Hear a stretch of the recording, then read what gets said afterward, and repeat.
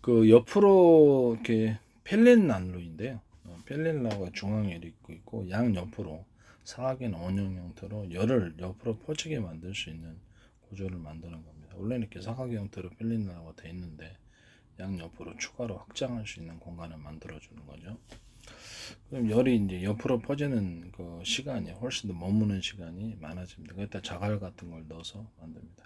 이 양 옆으로 퍼지는 그 부분을 약간 더 두텁게 만들어 놓으면 좋아요. 그럼 그 열이 거기에 축적이 되기 때문입니다.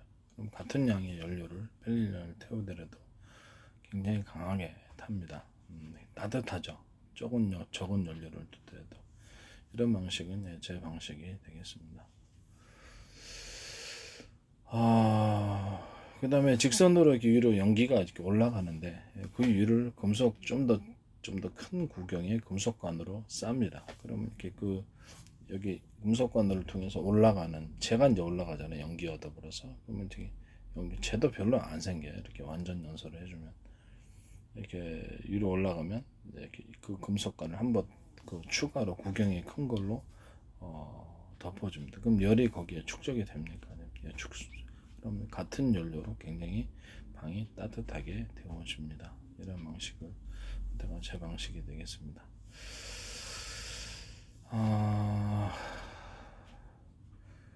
그리고 유리관 자체를 너무 이렇게 두텁게 유리관이나 이렇게 배치해 놓잖아요. 그거를 통로를 조금 좀 좁혀 놓으시는 것이 나을 것 같습니다. 유리관은 위에보다는 아래 형태에서 위로 이렇게 좀 아래 부분에 유리관이 유리문이죠. 벨린을 이렇게 볼 수 추가로 이렇게 할 수 있는 밑에 배치해서 열이 이렇게 빠져나오지 않게끔 약간 열은 원래 위로 뜨기 때문에 그런 형태로 만드시는 게 좀 이렇게 하는 게 좋을 것 같아요. 그래서 보고 하더라도 약간 좀 사이즈를 적게 만들어서 펠린 연로니까 뭐 그렇게까지 큰 부피가 필요 없잖아요. 그래서 불멍하실는지는 모르겠는데 조그맣게 해가지고 밑에다 요리를 배치하고 위에다 이렇게 넣는 펠릿을 넣는 이런 구조가 되겠습니다. 유리문이 위에 있게 되면은 그렇죠. 열 손실이 아무래도 더 있으리라고 생각합니다. 그런 방식을 선택하시면 제 방식이 되겠습니다. 그리고 차광기를 제가 접대도 한번 얘기를 했는데 차광기를 이렇게 밑에 있는 금속 부분이 있잖아요. 그것이 처리됐든 뭐가 됐든 이 부분을 좀 더 두텁게 만들어주고 이렇게 밑에 매듭 구조를 밴딩식으로 해서 매듭 구조를 좀 주면은 밴딩식으로 주는 것이 뭐 철 부분을 밴딩식으로 철로 밴딩 하셔도 되고요. 아니면 이렇게 힘을 어느 축적시킬 수 있는 그런 대나무 매듭 구조 넣고있는데 그 사이즈를 좀 더 이렇게 좀 주시면 그게 축적이 돼가지고 밑으로 굉장히 잘 파집니다. 그래서 이 금속 부분, 땅을 파는 금속 부분의 이 부분은 약간 두텁게 하고 좀 더 무겁게 만들어 놓으시고 두텁게 만들어 놓으시면 훨씬 더 좋습니다. 그 다음에 밑에 땅 파는 부분을 물론 구경이 다 있습니다만 그 부분을 약간 금속 부분을 더 무겁게 해 놓으시면 힘이 잘 받칠 수 있습니다. 금속 부분을 맨 끝에만 이렇게 무겁게 만드는 게 아니라 약간 그거보다 약간 더 위에 금속 부분을 무겁게 만들면 그것 또한 힘이 받치는 구조가 됩니다. 콘크리트 비트 같은 것들 보시면은 거기가 끝에 부분이 약간 더 넓게 돼 있는 것을 알 수가 있습니다. 그러면 힘이 받치거든요. 그 방식으로 하셔도 되고요. 약간 밑에 부분이 땅을 파되 딱 구경이 정해져 있는 건 아니잖아요. 그래서 그 부분을 밑에 부분을 이렇게 맨 끝에만 한 게 약간 더 그 부분까지 해서 나를 좀 더 무겁게 만들어 구경을 좀 크게 만들어도 상관없습니다. 이런 방식으로 만드시면 제 방식이 되는 거겠습니다.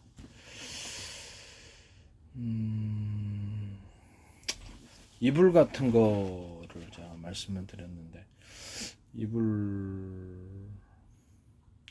이불 같은 거를 상중하로 이렇게 해가지고 2중이나 3중 형태로 그래서 거기다가 천을 넣고 구름솜이 좀 우리가 덮는 부분이 얇게 들어가고 윗부분은 좀 두텁게 해서 바깥에 이렇게 냉기 같은 것을 막는 이런 구조입니다.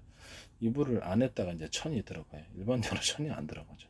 천이 들어가고 이런 식으로 해서 들어갑니다. 네. 그런 식으로 이불을 만드시면 제 방식에 해당한다는 것을 말씀드립니다. 이중 천이 하나 들어갈 수도 있고 두 개 들어갈 수도 있고 너무 무거우면 좀 그러니까요. 그런 식으로 해서 층을 만들어 놓으면 굉장히 보온이 잘 됩니다.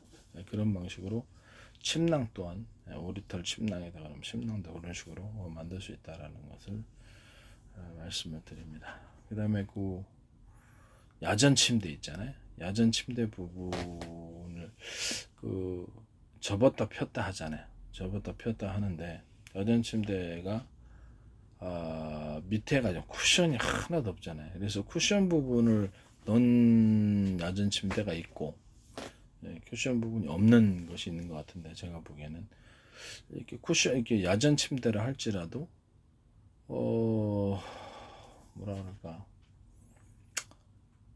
딱 들어놓으면 이렇게 체중이 받쳐지 허리 되게 아프죠. 야전 침대에서 이렇게 군의 야전 침대다. 아니면 이렇게 뭐 그런 병원에서 야전 침대도 있나? 하여튼 그런 허리가 되게 아프죠. 밑에 받쳐주는 게 없으니까. 그래서 저는 그거를 야전 침대를 이렇게 가로 세로로 이렇게 해가지고 천이잖아요. 천으로 얇게 돼 있잖아요. 가로 세로로 체중을 받칠 수 있게끔 가로 세로 이렇게 밴딩 형식으로 해서 탄탄하게 체중을 받칠 수 있게끔 해주면 훨씬 더 허리가 안 아플 거라고 생각합니다. 그런 식으로 야전 침대를 약간 좀 탄력 있게 가로 세로로 이렇게 만들고 그 안은 약간이라도 매트식으로 좀 약간 두텁게 만들어 놓으시면 훨씬 더 좋을 것 같아요. 아니면 이렇게 접을 수가 있게 돼 있거든요. 접을 수 있게 됐는데 그 부분을 체중을 받치지 못해서 허리가 아플 거예요. 그래서 이렇게 군내에서도 야전 침대를 가로 세로로 이렇게 밴딩식으로 해가지고 탄력 있게 만들어서 허리를 뭐 체중을 딱 받칠 수 있게 그것을 제 아이디어로 제시합니다. 그리고 밑에 있는 그 야전 침대의 다리 부분 있잖아요. 이 다리 부분이 이렇게 뭐 어떤 식으로 야전 침대가 되어 있든 간에 약간 더 두텁게 뭐 플라스틱 아니면 고무 쪽이 좋을 것 같아요. 제가 고무 같은 걸로 이렇게 고무 발 같은 것이 있잖아요. 그러면 뭐 야전 침대가 종류가 이렇게 다양할 수 있겠는데 고무 같은 걸로 한번 금속 부분을 감싸주면 길게 감싸줘도 되고요. 그러면 그것도 훨씬 부드럽게 체중을 받쳐줄 수 있습니다. 금속 부분이 이제 좀 금속이다 보니까 밑으로 눌리게 되면 쿠션이 없잖아요. 그래서 쿠션을 만들어주는 거예요. 그것도 그래서 체중을 부드럽게 잡는 그것도 이제 제 아이디어 부분이 되겠다라고 말씀을 드립니다. 그다음에 원형 톱날을 제가 한번 말씀을 드렸는데 원형 톱날에다 이렇게 목재 같은 게 돌리게 원형 톱날이든 아니면 금속 부분을 자른 것이 톱날의 밑에 골프공 홈처럼 좀 아주 미세하게 홈을 이렇게 조금만 많이 파면 부러지겠죠. 조금만 이렇게 파주고요. 원형 톱날을 가능하면 살짝만 더 두껍게 만들어주면 되는데 가공이 어려우면 그냥 원형 거기다 홈만 살짝 파주는 방향으로 하셔도 됩니다. 그리고 밑에까지 완전히 이렇게 자르는 구조면 이게 그 톱날을 이렇게 결합시키는 부분이 있죠. 그 부분을 약간 더 두텁게 만들어 주시면은 거기에 힘이 잘 받치게 됩니다.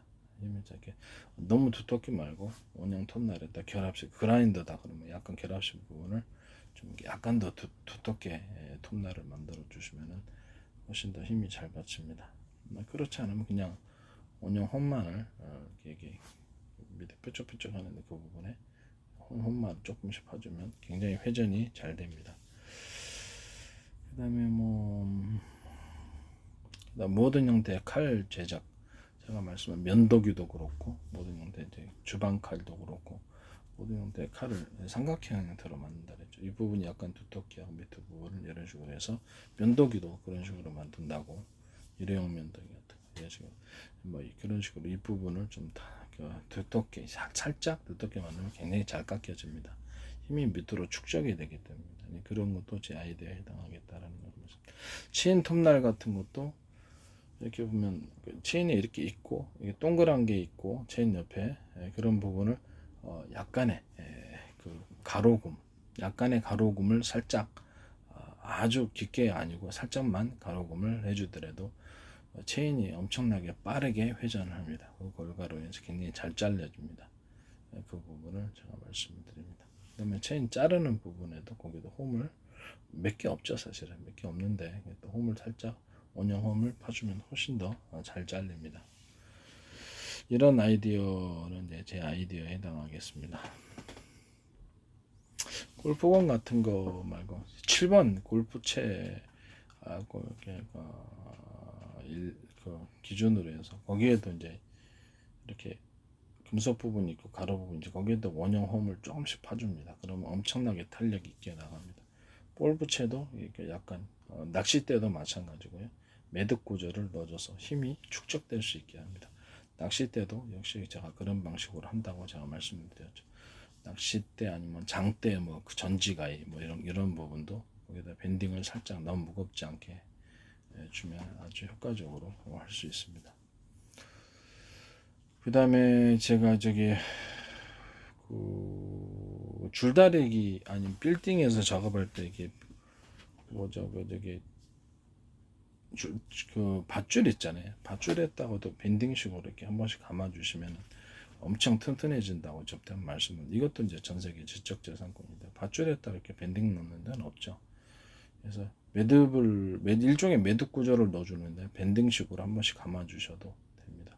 낚싯대에도 밴딩식으로 한번 감아주셔도 되고요. 아니면 낚시줄에도 밴딩식으로 한 번씩 테이핑 해주면은 굉장히 낚시줄도 강하게 끌려옵니다. 거기 힘이 축적이 되기 때문에 그렇습니다. 잘 끊어지지도 않고요. 낚시줄이 길면 어느 한 부분에는 힘이 딱 집중되는 부분 그게 끊어지거든요. 그래서 끊어지지 않게 밴딩식으로만 이렇게 해주더라도 이렇게 밴딩이 들어간 낚시줄, 밴딩이 들어간 낚싯대, 그다음에 밴딩이 들어간 밧줄 구조 이런 부분들은 전부 다 제 아이디어 지적재산권에 해당하겠습니다.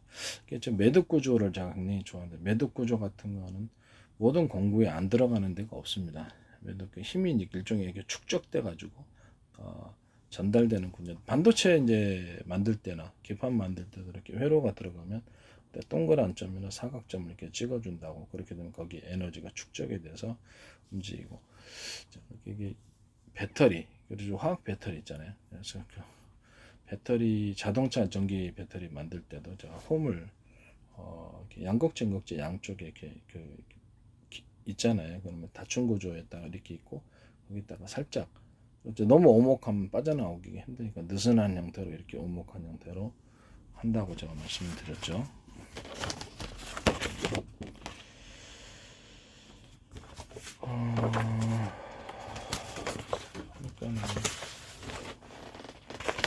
이런 방식이 되겠습니다. 이런 무기인데 어디겠지? 이런 식으로 통로가 닫힌 구조다. 양극재도 음극재도 이렇게 생겼으면 이쪽 부분을 너무 깊이 파면은 빠져나오기 힘드니까 느슨하게 이렇게 살짝 해주면 이쪽 부분에 이온이 굉장히 머물게 되고 좀 더 많이 머물게 되고 빠져나올 때도 속도도 빨라집니다. 너무 오목하게 해놓으면 빠져나오기 힘드니까 스며시 이렇게. 그 다음에 양극재, 음극재, 다층 구조, 흑연 구조든지 뭐든지 둘 다 그렇게 해놓을 수 있고 전해질이 흐르는 통로가 이게 문제가 있어요. 그쪽 부분이 이렇게 액체 상태이다 보니까 자동차가 이게 조금 그래서 아마 이게 좀 이쪽에 좀 전력이 불규칙한 그런 부분이 있는 것 같아요. 그래서 아래 하수도관처럼 이렇게 금속으로 연결을 금속이 아니라 하수도관처럼 수없이 연결해서 그 안을 이온 통로로 만들어 주는 겁니다. 그것도 역시 이런 식으로 직선으로 그냥 만드셔도 되는데 살짝 촉진시켜 주기 위해서 이거는 양극재, 음극재보다 더 느슨하게 이런 식으로 이렇게 구조를 만들어 준 거예요. 너무 오목하면은 그렇죠. 그 안에 걸리게 되니까 이렇게 해가지고 살짝만 이렇게 이런 식으로 볼록 안쪽으로 들어가는 거죠. 그렇게 만들어 속도를 증가시켜 주면 됩니다.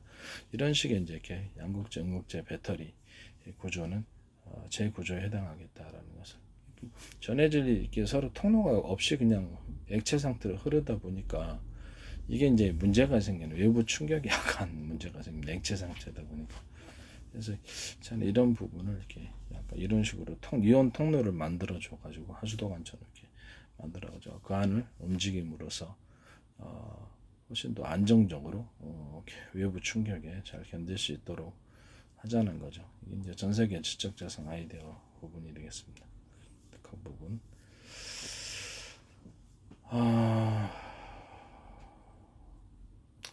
뭐 다중 층층이 구조도 제가 수시로 제가 이렇게 말씀을 드렸는데, 층층이 구조는 그리고 이제 원형 펠릿 형태는 잠깐만요.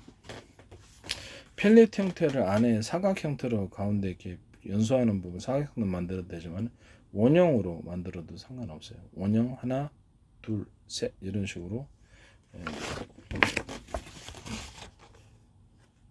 이런 식으로 만들어서 옆에 이제 옆으로 퍼지는 구조고 만들고 원형식으로 만들어서 위에 윗부분에 이제 여기다가 배치해 놔 가지고 이렇게 이런 식으로 만들어도 상관없습니다. 원형 구조로 펠릿 형태를 만들어도 상관없습니다. 그다음에 층층이 구조인데 이 부분이라고 그랬죠. 이거는 이제 슈퍼 다이오드 금속 판이다 그러면 이쪽에서 이쪽으로 흐르는 슈퍼 다이오드도 만들고, 자동차 회전축이 여기에 달려 있고 이 상태로 뭐 2개나 3개, 4개, 5개 뭐 회사별로 마음대로 하셔야 됩니다. 이거 자동차 바퀴를 돌려주는 축적 구조라고 하죠. 그래서 일종의 산 계단식, 경사진 계단식으로 만들었다고 해가지고 이걸 이제 층층이라고 하는데, 도끼 층층이, 도끼도 이런 식으로 이렇게 층층이 구조로 만드는 거, 스크래프도 층층이 2개나 3개 정도로 만들면 굉장히 잘 쪼개집니다.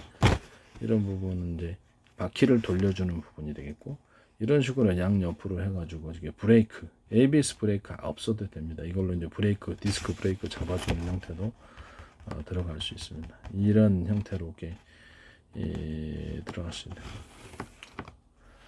아시겠죠? 이런 형태로 만드시면 제 형태가 되겠습니다. 제 기술주제. 저도 이게 다 연구 끝에 나온 거기 때문에 그냥 그냥 엉터리가 아닙니다. 네.